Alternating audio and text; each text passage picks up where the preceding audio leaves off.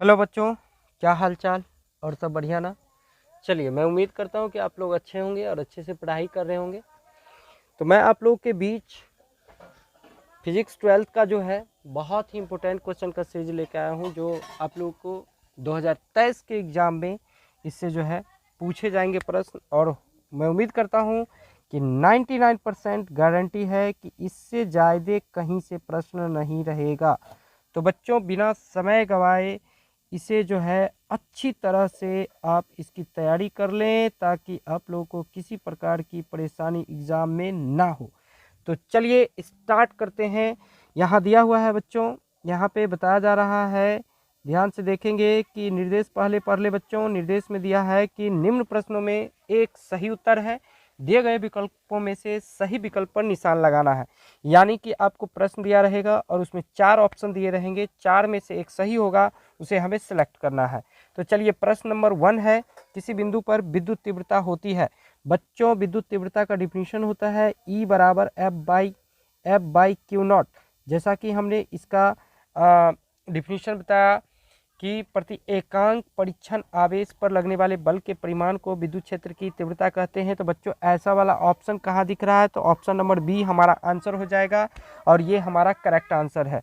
चलिए, इसे अब नेक्स्ट क्वेश्चन की ओर आगे बढ़ते हैं। तो नेक्स्ट क्वेश्चन हमारा बच्चों क्वेश्चन नंबर टू में कहा जा रहा है आवेश का पृष्ठ घनत्व होता है। बच्चों, जैसा कि हम लोगों ने पढ़ा कि आवेश के पृष्ठ घनत्व को सिग्मा से डिनोट करते हैं और सिग्मा बराबर होता है क्यू अपॉन ए। यानी प्रति एकांक पृष्ठ क्षेत्रफल में या प्रति एकांक पृष्ठ पर निहित आवेश के परिमाण को पृष्ठ आवेश घनत्व कहते हैं। तो बच्चों, ऐसा वाला ऑप्शन कहाँ पे दिख रहा है? तो देख लेंगे। ऐसा वाला ऑप्शन हमें ऑप्शन नंबर ए में दिख रहा है, तो ऑप्शन नंबर ए हमारा सही हो जाएगा। Sigma is equal to Q upon A, correct, ये हमारा आंसर हो गया। चलिए नेक्स्ट क्वेश्चन की ओर बढ़ते हैं बच्चों। नेक्स्ट क्वेश्चन देखेंगे यहाँ पे, कूलाम का नियम का सदिश रूप है।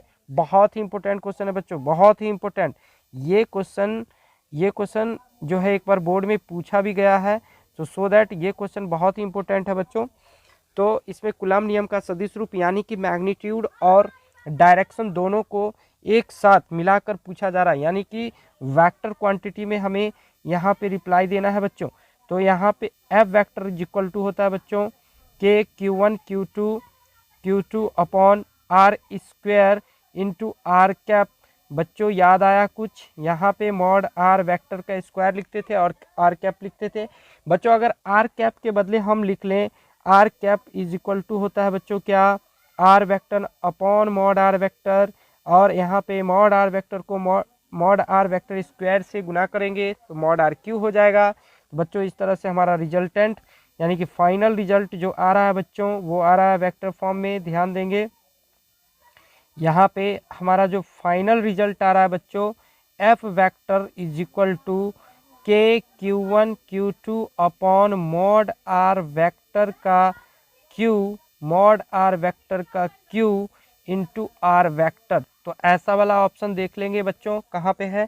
तो ऐसा वाला ऑप्शन ए है, तो ए हमारा आंसर हो जाएगा और ये हमारा करेक्ट आंसर है। ओके, चलिए, ये बहुत ही इंपॉर्टेंट क्वेश्चन है बच्चों, इसकी तैयारी अच्छे से करें और इसे याद रखें। वेक्टर फॉर्म में मैग्नीट्यूड और डायरेक्शन दोनों होते हैं और ये कूलाम के नियम का जो है सदिश रूप है। ओके, चलिए नेक्स्ट क्वेश्चन नंबर 4 है, हवा में एप्सिलॉन नॉट का मान होता है। बच्चों, हवा में एप्सिलॉन नॉट का मान होता है, तो हवा में एप्सिलॉन नॉट का मान बच्चों याद रखेंगे 1 होता है। ठीक है, हवा में एप्सिलॉन नॉट का मान बच्चों कितना होता है?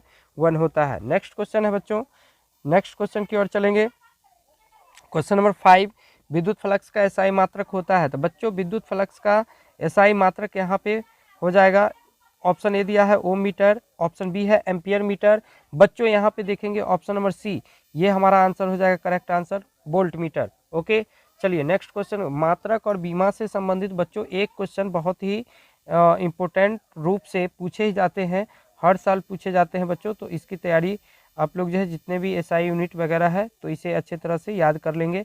अब नेक्स्ट क्वेश्चन है, पानी का प्रावैद्युतांक होता है। जी हाँ, पानी का प्रावैद्युतांक कितना होता है? तो पानी का प्रावैद्युतांक होता है बच्चों 80।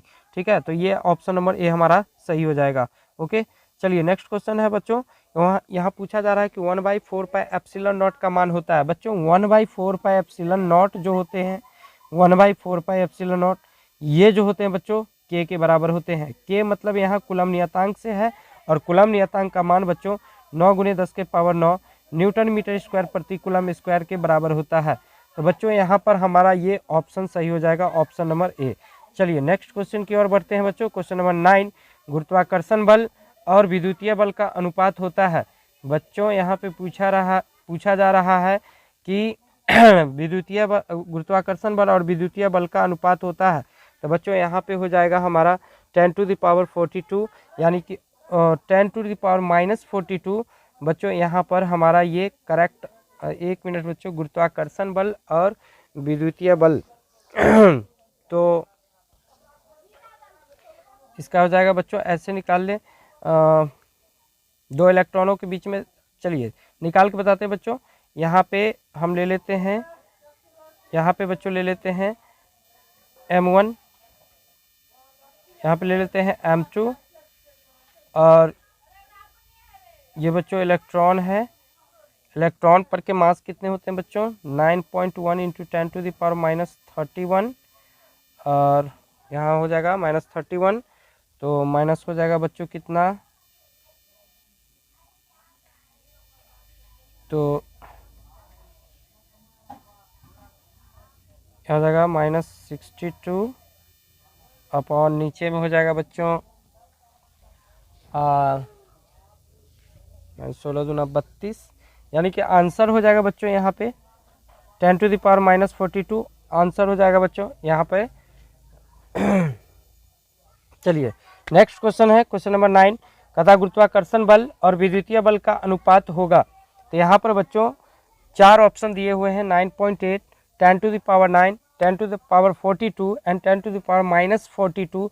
तो बच्चों हमारा आंसर यहाँ पे डी हो जाएगा 10⁻42। ओके, चलिए नेक्स्ट क्वेश्चन की ओर बढ़ते हैं बच्चों। बहुत ही इंपॉर्टेंट क्वेश्चन ये दिया हुआ है, आवेश का बीमा होता है। बच्चों यहाँ पे पूछा जा रहा है कि आवेश का बीमा क्या होता है। तो बच्चों आवेश का बीमा बहुत ही सिंपल है, क्योंकि Q बराबर हम लोगों ने पढ़ा Q बराबर IT। तो यहाँ पे बच्चों I के लिए होता है A और टाइम के लिए होता है T। तो यहाँ पे बच्चों इसका जो बीमा हो जाएगा वो हो जाएगा AT। बिल्कुल सही हो गया, ये हमारा आंसर 10 का जो है आंसर AT हो जाएगा। चलिए नेक्स्ट क्वेश्चन की ओर बढ़ते हैं बच्चों। जब किसी वस्तु को आवेशित किया जाता है, मतलब जब किसी वस्तु पर हम आवेश देंगे तो उसका द्रव्यमान क्या होगा। यानी कि आवेशित करने के दरमियान बच्चों आवेशन दो तरह से हो सकते हैं, या तो चार्ज या तो इलेक्ट्रॉन उसको दिया जा रहा हो या उससे इलेक्ट्रॉन लिया जा रहा हो। मतलब इस दरमियान पूछा जा रहा है कि उसका द्रव्यमान क्या हो सकता है। तो इसका द्रव्यमान या तो बढ़ता है या तो घटता है या अचर रहता है, बढ़ या घट सकता है। यानी 4 ऑप्शन है बच्चों।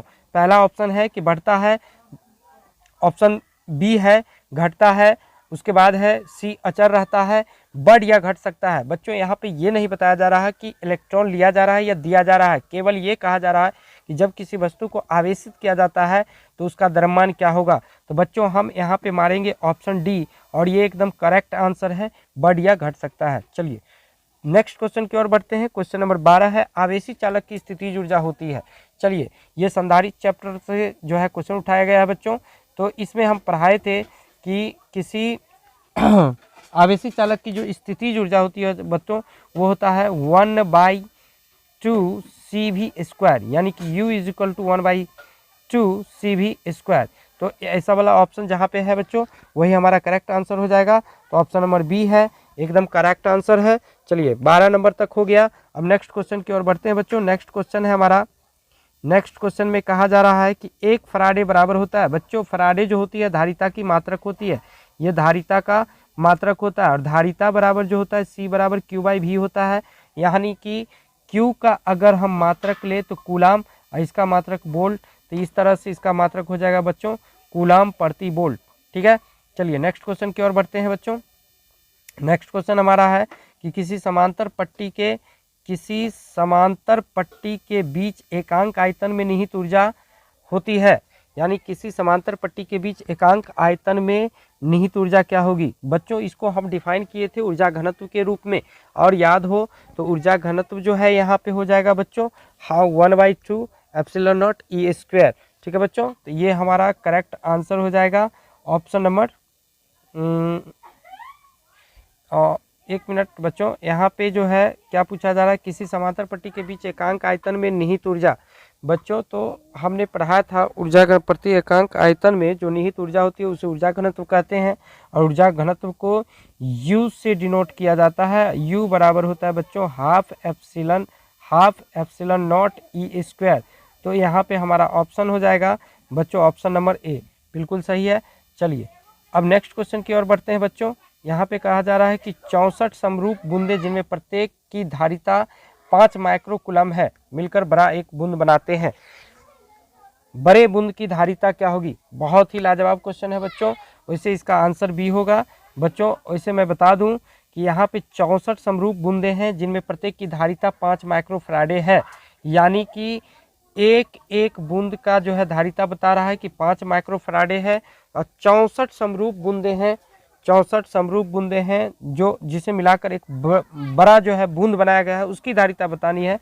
तो बच्चों जो 64 बूंदों की धारिता होगी, जो 64 बूंदों की धारिता होगी वही जो है यहाँ पे धारिता क्या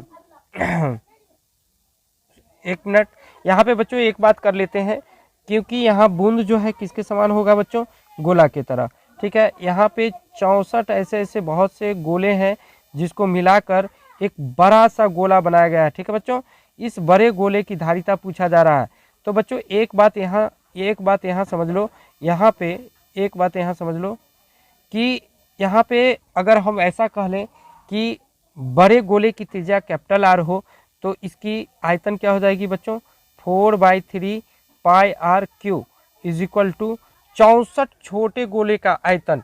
ये बराबर होंगे कि नहीं, बिल्कुल होंगे, क्योंकि 64 समरूप बूंदें जिनमें प्रत्येक की धारिता दी हुई है और को मिलाकर बड़ा बूंद बनाते हैं, यानी कि 64 समरूप छोटे छोटे बूंद को मिलाकर एक बड़ा बूंद बनाया गया, यानी 64 छोटे छोटे बूंदों का जो आयतन होगा वो बड़े आयतन के बराबर होगा। यानी कि यहाँ पे हम लिख सकते हैं बच्चों 64 गुने 4/3 पाई आर क्यू, इस तरह से बच्चों लिख सकते हैं। यहाँ से 4/3 पाई कैंसिल हो जाएगा बच्चों, तो r इज इक्वल टू कितना निकल जाएगा, r इज इक्वल टू निकल जाएगा 4r।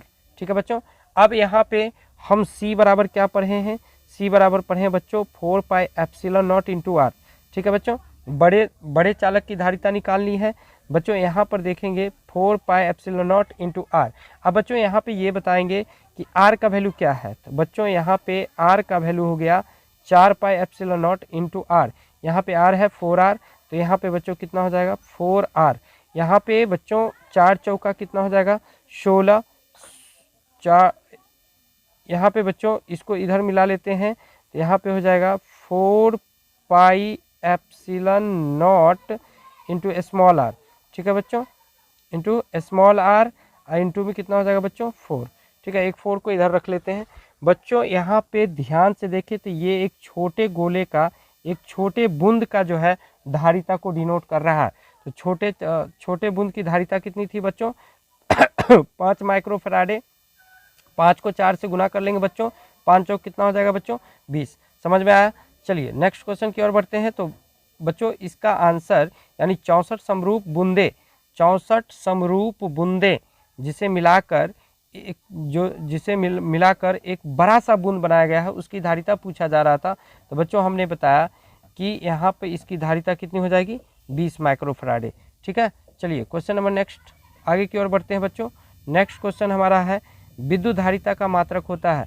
जैसा कि अभी हम चर्चा कर रहे थे बच्चों, अभी तुरंत जो है ऐसा प्रश्न हमारे सामने आया भी था।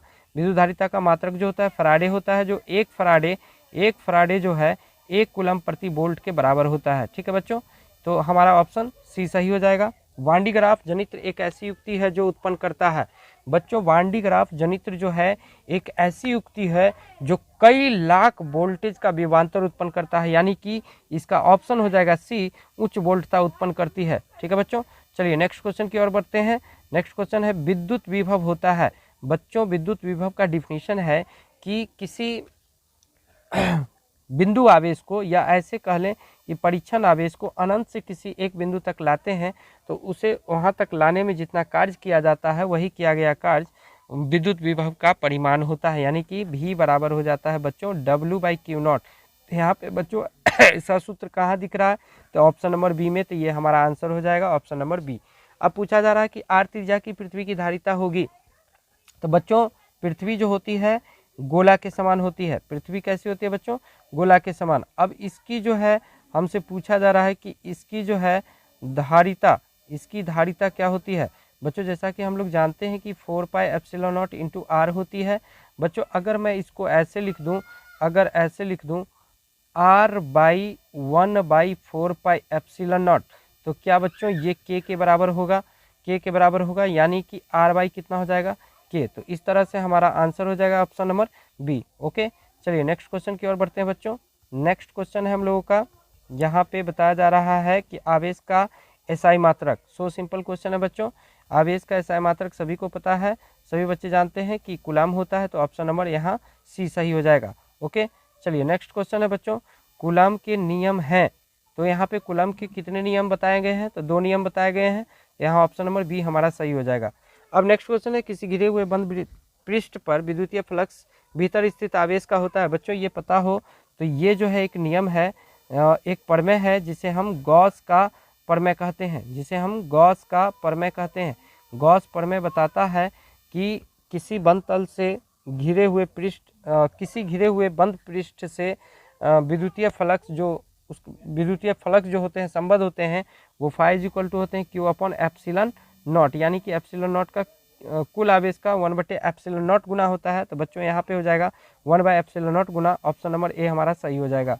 ओके, चलिए नेक्स्ट क्वेश्चन की ओर चलते हैं बच्चों।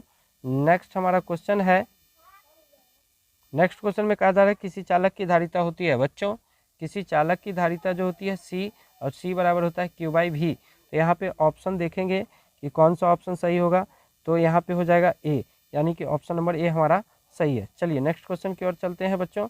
नेक्स्ट क्वेश्चन में कहा जा रहा है कि किसी वस्तु का प्रावैद्युतांक हमेशा अधिक होता है। तो बच्चों याद रखना है, किसी वस्तु का जो है प्रावैद्युतांक हमेशा 1 से अधिक होता है। ठीक है बच्चों। अब यहाँ पे पूछा रहा है नेक्स्ट क्वेश्चन, क्वेश्चन नंबर 25 है कि एक वैद्युत द्विध्रुव एक पृष्ठ से घिरा है, पृष्ठ पर कुल विद्युतीय फ्लक्स होगा। एक विद्युत द्विध्रुव एक पृष्ठ से घिरा है। बच्चों ऐसे मान लें कि एक गोला के अंदर में यहाँ पे जो है चार्जेज रखे हुए हैं Q1 और Q2, ये समान परिमाण के विपरीत चार्ज हैं। तो कहा जा रहा है कि इसके अंदर में विद्युतीय फ्लक्स कितना होगा। बच्चों नेट चार्ज ही 0 है, तो यहाँ पर इसके अंदर में जितना भी विद्युत फ्लक्स होगा वो 0 होगा। तो ऑप्शन नंबर बी हमारा सही हो जाएगा। चलिए समझ में आया। याद होगा बच्चों कि हमने बताया था कि विद्युत द्विध्रुव जो होता है समान परिमाण के विपरीत आवेशों के युग्म से बने होते हैं। तो नेट चार्ज हो गया उस पर 0, जितना नेगेटिव उतना पॉजिटिव, तो दोनों क्या हो जाएंगे 0। चलिए नेक्स्ट क्वेश्चन है 26, स्थिर विद्युत क्षेत्र होता है। तो बच्चों ये सबको पता है, स्थिर विद्युत क्षेत्र जो होते हैं बच्चों संरक्षी होते हैं। चलिए ऑप्शन ए हमारा सही हो गया। अब नेक्स्ट क्वेश्चन है बच्चों, एक कूलम आवेश बराबर कितना इलेक्ट्रोस्टैटिक्स यूनिट के बराबर होते हैं। तो बच्चों हम लोगों को पता है कि एक कूलम आवेश जो है 3 × 10⁻⁹ इलेक्ट्रोस्टैटिक्स यूनिट के बराबर होते हैं। तो ऑप्शन नंबर ए हमारा सही हो जाएगा। नेक्स्ट है बच्चों, इसी का अपोजिट पूछ दिया, एक स्टेट कूलम बराबर होता है। तो एक स्टेट कूलम बराबर बच्चों हो जाएगा 3 × 10⁻⁹ ये हमारा, सॉरी बच्चों यहाँ पे हो जाएगा एक स्टेट कूलम पूछा जा रहा है, एक स्टेट कूलम में कितना कूलम होता है। तो बच्चों ये ऑप्शन डी हो जाएगा 1/3 × 10⁻⁹ चलिए नेक्स्ट क्वेश्चन की ओर चलते हैं। 29 नंबर क्वेश्चन है बच्चों, आवेश कितने प्रकार के होते हैं। तो बच्चों आवेश सबको पता है कि 2 प्रकार के होते हैं, एक पॉजिटिव एक नेगेटिव। तो यहाँ पे बच्चों ऑप्शन नंबर बी हमारा सही हो जाएगा। चलिए नेक्स्ट क्वेश्चन की ओर चलते हैं, कूलम बल लगने की न्यूनतम दूरी कितनी होती है। तो कूलम बल लगने की न्यूनतम दूरी पूछा जा रहा है बच्चों। तो कूलम बल लगने की न्यूनतम दूरी होती है सी 10⁻⁻15। ठीक है बच्चों, ये हमारा ऑप्शन सही हो जाएगा। आवेश का सबसे बड़ा मात्रक पूछा जा रहा है बच्चों। देखिए ये बहुत ही इंपॉर्टेंट क्वेश्चन है बच्चों। जब भी ये पूछा जाए कि आवेश का सबसे बड़ा मात्रक क्या होता है, तो बच्चों याद रखना है फैराड होता है। और सबसे छोटा मात्रक पूछा जाए बच्चों, तो याद रखना है कि फ्रैंकलिन होता है। ठीक है बच्चों, छोटा और बड़ा दोनों याद रखना है। बड़ा पूछा जाए तो बच्चों फैराड याद रखना, फैराडे नहीं फैराड। और छोटा पूछा जाए तो फ्रैंकलिन याद रखना है, फैराडे नहीं याद रखना है बच्चों, फैराड याद रखना है। ठीक है, अब नेक्स्ट क्वेश्चन है बच्चों, आवेश का सबसे छोटा मात्रक। देखिए अभी तुरंत बताया, जैसा कि हमने अभी यहाँ पूछ भी दिया कि आवेश का सबसे छोटा मात्रक, तो बच्चों क्या होगा, फ्रैंकलिन। ठीक है, अब किसी माध्यम की आपेक्षिक विद्युतशीलता होती है बच्चों, आपेक्षिक विद्युतशीलता जो होती है किसी माध्यम में विद्युतशीलता और निर्वात में विद्युतशीलता के अनुपात के बराबर होती है। सॉरी, यहाँ पे किसी माध्यम की विद्युतशीलता और निर्वात में विद्युतशीलता के अनुपात के बराबर होगी, यानी कि ई एप्सिलॉन अपॉन एप्सिलॉन नॉट, यानी कि ऑप्शन नंबर ए हमारा सही हो जाएगा। चलिए नेक्स्ट क्वेश्चन पूछा जा रहा है बच्चों, नेक्स्ट क्वेश्चन कहा जा रहा है कि एक समान रूप से आवेशित खोखले गोले के भीतर विद्युत क्षेत्र होगा। बच्चों बहुत ही प्यारा सा क्वेश्चन है, एक समान रूप से आवेशित एक खोखला गोला है, खोखला गोला मतलब इसके अंदर में कुछ नहीं है। ठीक है, अब इस पे चार्ज जो है एक समान रूप से, इस पे चार्ज जो है एक समान रूप से डिस्ट्रीब्यूटेड है। ठीक है बच्चों, इस पर एक मिनट, इस पे जो है चार्ज एक समान रूप से डिस्ट्रीब्यूटेड है इसके ऊपरी सतह पे, यानी कि अंदर बच्चों चार्ज नहीं होगा, इसके अंदर में कोई भी चार्ज नहीं है। जब कोई चार्ज नहीं है तो यहाँ पर जो है बच्चों विद्युत क्षेत्र क्या हो जाएगा, जीरो। तो ऑप्शन नंबर ए हमारा सही हो जाएगा। ठीक है, चलिए नेक्स्ट क्वेश्चन पूछा जा रहा है बच्चों कि आवेश पृष्ठ घनत्व होता है, आवेश पृष्ठ घनत्व होता है। बच्चों आवेश पृष्ठ घनत्व, ये क्वेश्चन इससे पहले भी बताया गया कि आवेश पृष्ठ घनत्व प्रति एकांक क्षेत्रफल में निहित आवेश के परिमाण को कहते हैं। तो बच्चों यहाँ पर इसे सिग्मा से सूचित करते हैं, सिग्मा बराबर हो जाएगा बच्चों क्यू बाई ए। तो यहाँ ऑप्शन देखेंगे बच्चों, ऐसा ऑप्शन कहाँ पे दिख रहा है, तो ऑप्शन नंबर बी हमारा सही हो जाएगा। चलिए बच्चों आज के लिए ही इतना ही क्वेश्चन, बहुत ही इंपॉर्टेंट क्वेश्चन है बच्चों, इस सभी क्वेश्चनों की तैयारी अच्छे से करें। मैं 100% श्योर होके कह रहा हूँ बच्चों कि आप लोगों को बोर्ड एग्जाम में इससे जो है बहुत से क्वेश्चन मिलेंगे और मिलेंगे ही मिलेंगे। ठीक है बच्चों, तो अच्छे से तैयारी करते रहे, तब तक के लिए बेस्ट ऑफ लक।